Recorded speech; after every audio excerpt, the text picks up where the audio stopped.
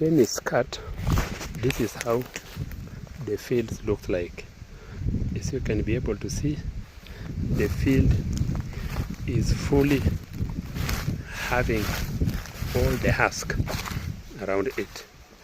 So today I want to show you how to prepare our canes after it has been harvested, so that you can be able to prepare yourself for our next harvest. So this is a farm that has been harvested, and you can see how the husks are spread all across the cane farm. And this one cannot be left like this, because something must be done to ensure that the next season of growth will be successful, and as a farmer you'll be able to incur a good profit. So I will able to take you, there are two ways in which people prepare the cane after being harvested. There is a one way of burning the entire of all this one, and when you burn, you are left now with the exposed cane. Then you can be able to prepare it. A second way, which is highly recommended, is what we call mulching, or whereby this husk will be taken and will be used as a mulch, so that we can be able to prepare our cane for our next harvesting season. This is a cane that has been harvested once. Remember, in canes we have 3 harvests, that is 3 seasons. And so out of the 3 seasons, this is one, there will be a second, and there will be a third. And so today I want to show you how one farm has been prepared through mulching, and I will be further tell you the benefit of mulching and why mulching is being recommended. So watch with me as I be able to take you through this. If you look at this, this is our cane, and you can clearly see the husk has been assembled at the center point.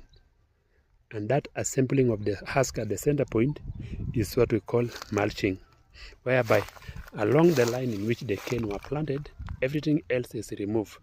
After it has been removed, if you look at it clearly, the cane has been chopped, or rather has been cut to be flat, so that it is ready now to grow afresh and strong.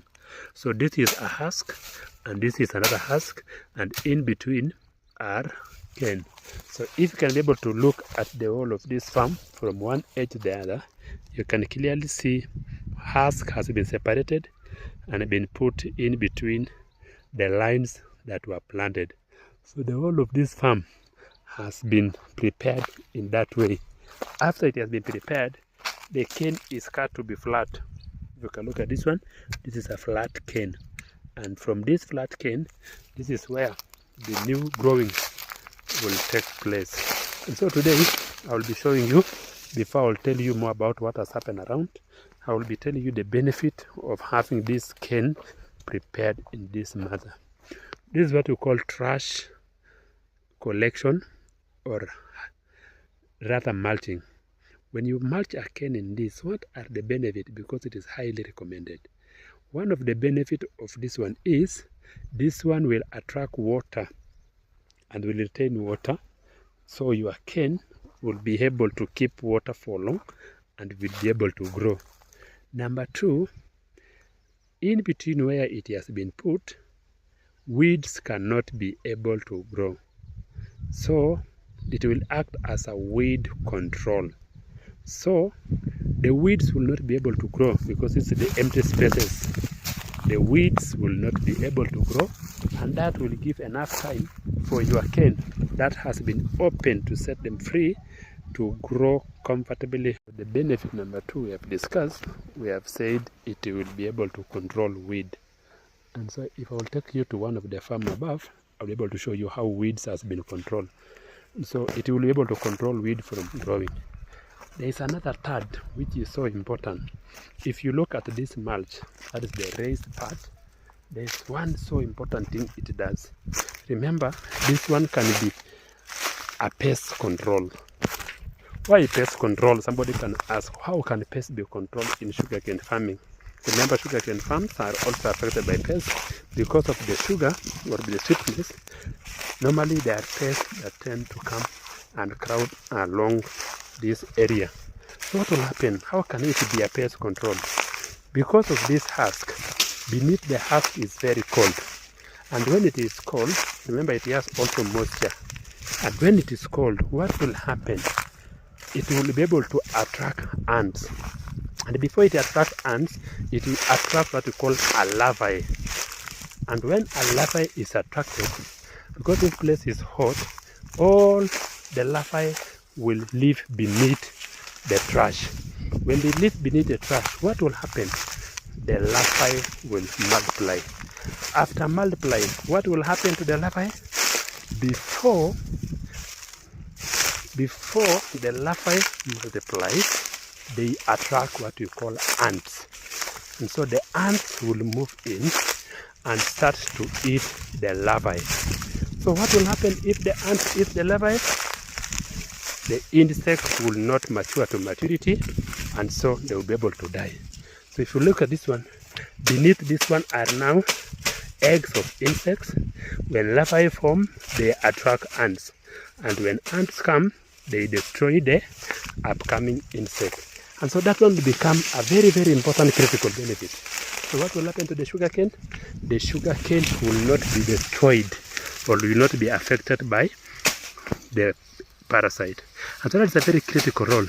After the parasite, after they have been eaten, the ants have eaten, what will happen?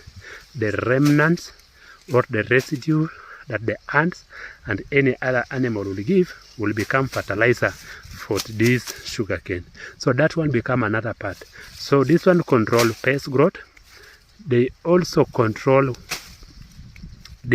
weeds, they control pests, and they become a source of water.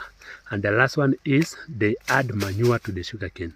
So when they tell you to mulch in between and leave the cane to grow, they are so keen to ensure that the cane will be able to have all those four benefits. If you do that one, it will become a very, very critical part of it. And so this is a farm in which mulching was done. Clearly you can be able to see this is a line of sugarcane and this is a line of mulch. And trust me, I've never weighed this samba for long. This is now almost 5 months, but I've not done what we call weeding. And you can see clearly the weeds have been controlled. If the weeds have been controlled, this is the act of this trash that was left here. And so that's why there is a lining of trash as well as leaving the cane exposed. So those are the benefits of having our sugarcane mulch, but the benefit of us not burning it. I'll be able also to take you through one reason why you should not be able to burn as a way of preparing your land. For more content about farming, kindly subscribe to this channel so that I can be able to tell you more benefits of having these methods of cane control. On this side of this farm, if you can see, deliberately I've destroyed all the grass, and I intend to do it throughout this season, that all around the farm I have created a barrier, and this barrier is to ensure that there is no grass that will grow into my farm. If I ensure there's no grass that will grow into my farm, then I will end up having very, very serene, very, very good cane production. So this is a new activity I want to do, ensuring that there are no growths around my cane. A mature sugar cane is this one, and well prepared. A good acre can give you 80 to 100 tons. If you get 80 to 100 tons, then definitely that will become a very good product.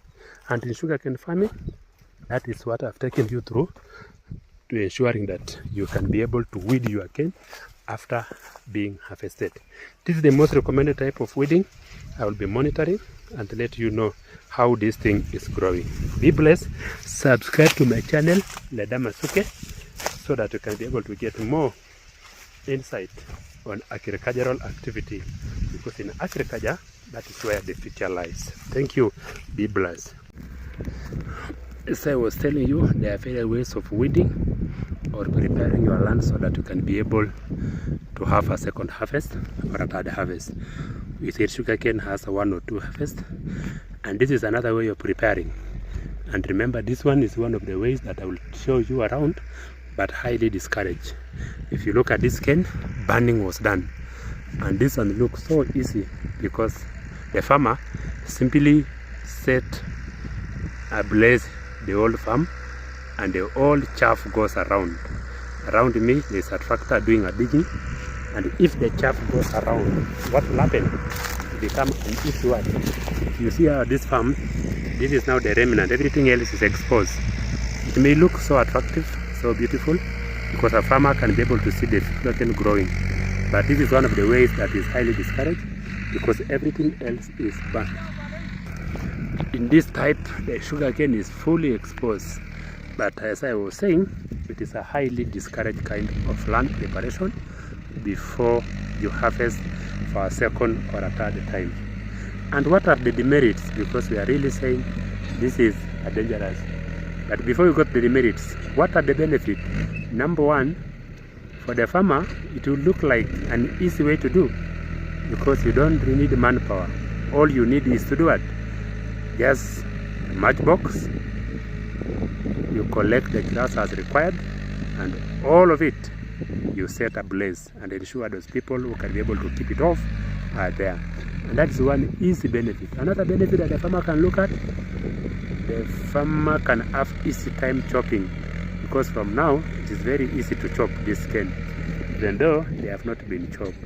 But now come the most disadvantageous part of it. One, imagine today there is heavy rainfall. The whole of this shamba will be eroded. It will be eroded, and so that is one major problem. Number two, we said natural fertilizer that come out of mulching will disappear. Number three, another bigger disadvantage is this land will be susceptible to insect attack. So this cane, at the end of the harvesting season, the cane will be affected and will look like brown in color, because the parasite will invade and nothing will destroy. Remember, we said in mulching, the mulch attracts insects. Insects lay eggs, and at the larvae stage, the larvae attract ants, and the ants are able to destroy what? To destroy the larvae.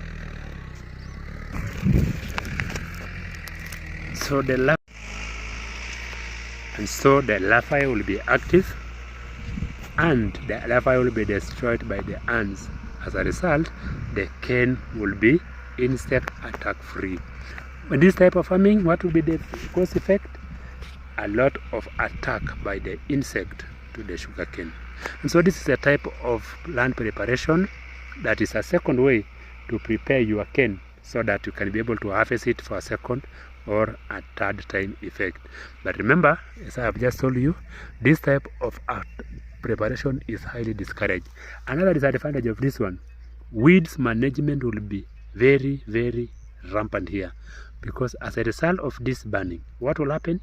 A lot of weeds will grow, because the mulch that could have stopped the weed from growing was destroyed. So a lot of weeds within a span of 1 week, there will be a lot and a lot of weeds on this farm. So that will be another expensive work that, as a farmer, the farmer will engage himself in. Weeds management will be so high. As a result of that, what will be the cost effect? You will end up spending a lot of money. To weed this shamba, or to just cultivate, not to cultivate, but to weed the cane, 1 acre can cost you almost, at a lower side, in Kenya shilling, it can go to 4,000. But this land, you are going to weed it more than 6-7 times if you want to have a cane as a result of this burning. 7 times 4,000 at a lower side, almost 30,000.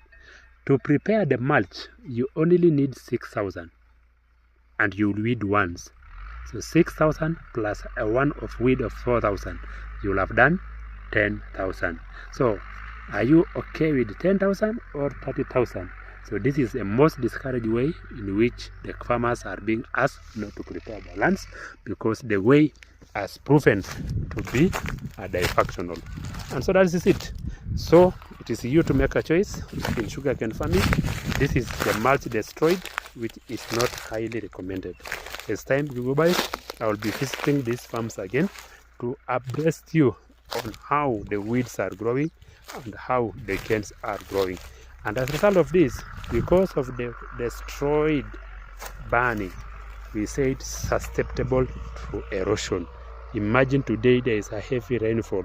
What will happen to this land? Erosion, erosion, erosion. compared to the other videos about before in which mulching was done, it becomes so good.